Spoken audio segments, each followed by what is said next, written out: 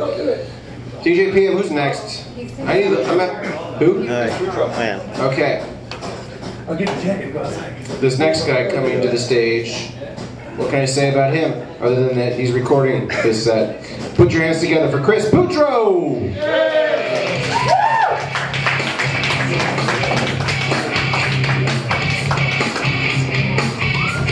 Thank you, Brian Monarch. Hey, Brian, by the way, Brian, before you go, just a suggestion, because you know I've come here a number of times. I love doing this show. I love the way you run it, but just are you amenable to suggestions on how to improve it? No, I'm going to keep it my way and only that way. So Okay. go ahead, tell me the suggestion. Just if you want to take this show to the next level, just 3 words of advice. Headliner, Billy Bats. As I said, I'm headlining around town. And I really read that post too, huh? would like to see his magic here. You know, Billy took that down. Oh, did he take Yeah, that that really sucks. It really sucks. That got far more laughs. It was only people who were on Facebook yesterday, and Brian would have gotten that. That was a good post, though. I read Brian's post. It was fucking solid. It was fucking solid. Yeah. Brian Monarch commented on Billy Bats' status. That's it. I won't go any further. And he told him what he thought of him, too. Yes, he did. Facebook kids. Yeah. Brian Monarch will come fucking rant on your page. I'm not going to put this part of the video up. Hey, speaking of Facebook, are you like me? Do you get a really, really awkward feeling when you finally meet one of your Facebook friends in person?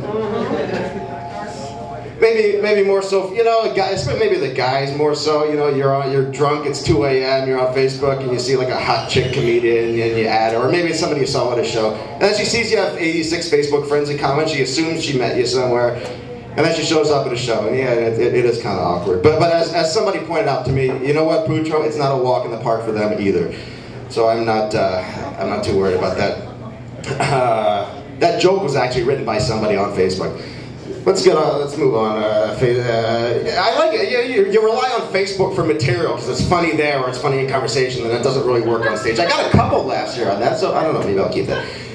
Guys, it's November. The holiday season is about to start. Are you excited?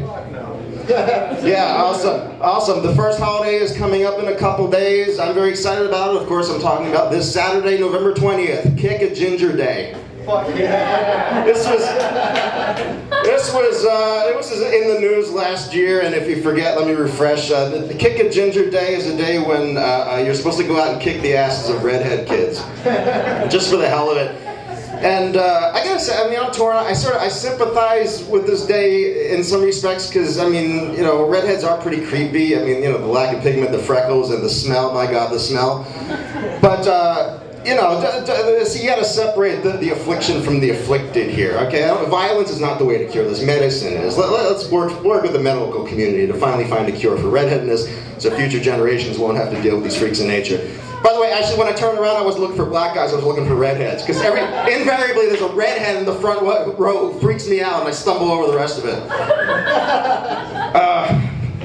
Blacks, I'll do the most racist stuff here. The blacks love it. I do a redhead joke. It totally ruins my set. Redheads, they're a little sensitive about their deformity. But no, I mean, redheadedness should have been wiped out long ago with like polio and smallpox. I mean, can't we put this to the top of the list of like just day-to-day like things that affect like quality of life, like redheadedness, left-handedness, sneezing at the sun, or sneezing when I look at the sun, shitting out green after I drink red wine. Guys, you remember the first time you drank red wine and then you took a dump the next day and it was green?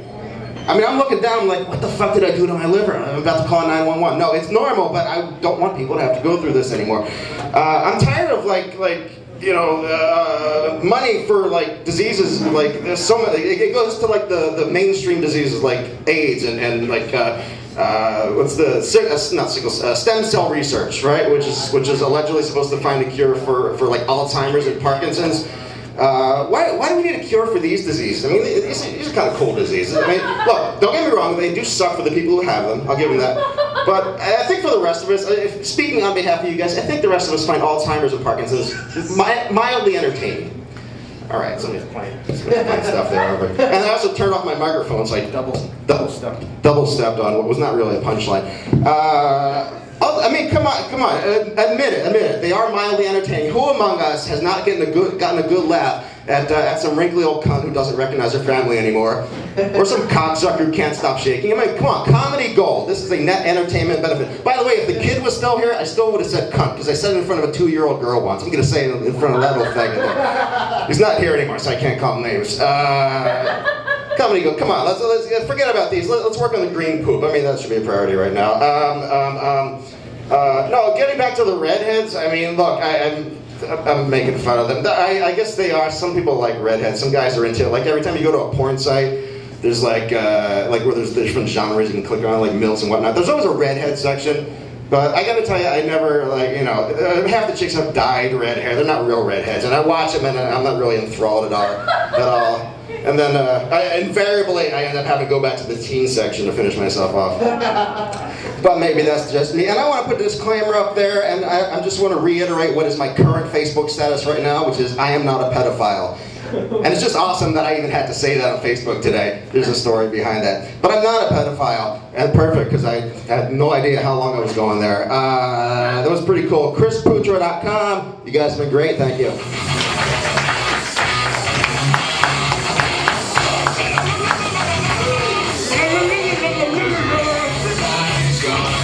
ChrisPutro.com.